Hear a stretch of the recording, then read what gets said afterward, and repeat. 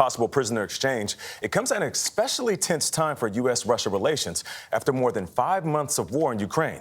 Holly Williams spent time with some American military veterans who are helping train Ukrainians defend their country against the Russian military. Keep your fingers straight outside the trigger. In an old quarry around 10 miles from the front line, a group of former U.S. servicemen are training Ukrainian soldiers. Nothing else matters unless our bullet is going where we want it to go. Many of the Ukrainians only signed up after Russia's invasion and could be headed to the front within days. But some have little experience firing a gun. Fire! This is a 5-day course. They're also learning battlefield first aid and how to maneuver.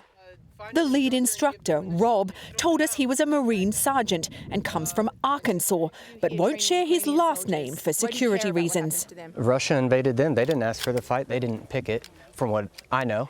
Let's help them out. This Ukrainian fighter goes by the call sign Bison.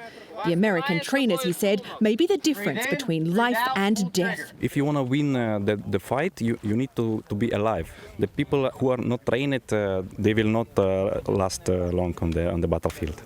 Thousands of foreigners have also reportedly taken up arms themselves in Ukraine.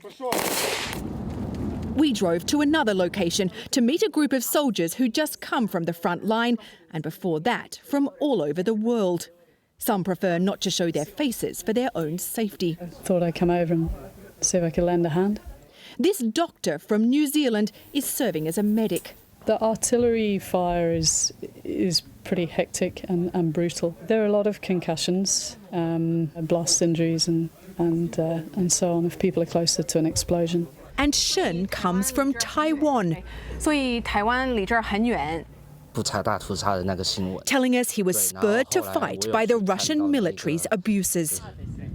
Ukraine has won hearts and minds from around the globe in its battle against Russia's invading army. For CBS Mornings, Holly Williams in eastern Ukraine.